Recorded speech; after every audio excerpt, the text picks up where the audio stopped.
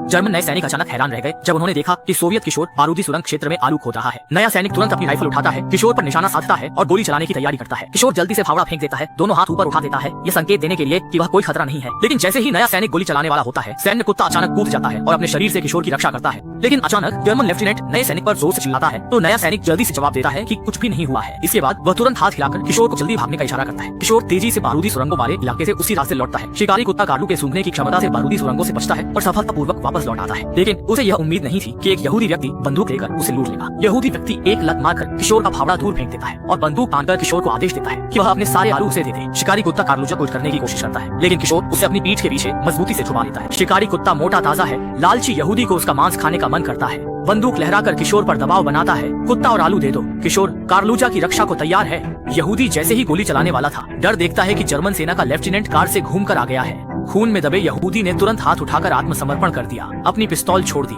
Soviet किशोर ने भी जल्दी से हाथ उठाकर आत्मसमर्पण कर दिया। जब दोनों को गोली मारने वाले थे तो सोवियत यहूदी ने आत्मसमर्पण का पर्चा निकाल लिया। पहले से तैयार सफेद झंडा निकाला, लगातार लहराने लगा, इस उम्मीद में कि वे जर्मन सेना के बंदी बन सके। लेकिन जब यहूदी जर्मन सेना की ओर बढ़ा तो उसका पैर एक बारूदी सुरंग पर पड़ गया और वह धमाके से जमीन पर गिर पड़ा। उसकी सांसें थम गईं। जैसे ही जर्मन सेना का लेफ्टिनेंट अपनी राइफल उठाकर गोली चलाने वाला था, शिकारी कुत्ता कारूजा ने जल्दी से अपने मालिक को जमीन पर गिरा दिया। खुद एक घातक गोली का शिकार हो गया। जर्मन सेना का सैन्य कुत्ता जर्मन लेफ्टिनेंट की बांह को कसकर पकड़ लेता है, जिससे लेफ्टिनेंट दोबारा गोली नहीं चला पाता। कुत्ते की पकड़ इतनी मजबूत थी कि लेफ्टिनेंट लगातार चिल्लाता रहा, लेकिन कुत्ता बिल्कुल नहीं छोड़ा। वह शिकारी कुत्ते और किशोर इन दोनों अपने जीवनदाताओं की रक्षा करना चाहता था। आखिरकार लेफ्टिनेंट को मजबूरन गोली चलाने का इरादा छोड़ना पड़ा और अपनी टुकड़ी के साथ वापस कैंप लौट गया। किशोर ने देखा कि कारूजा ने उसके लिए जानलेवा गोली अपने ऊपर ले ली। यह उसने कभी सोचा भी नहीं था। उसने बोरे में रखे सारे आलू बाहर निकाल दिए और जल्दी से बोरे से एक स्थायी स्ट्रेचर बना लिया। कारूजा को उस पर लिटाकर गांव की ओर इलाज के लिए दौड़ पड़ा। किशोर पूरी ताकत से कारूजा को खींचता रहा। बस यही अफसोस था कि उसकी ताकत कम है और वह और तेज नहीं जा सकता। जब तक किशोर कारूजा को गांव वापस लाया, तब तक कारूजा अलविदा कह चुका था।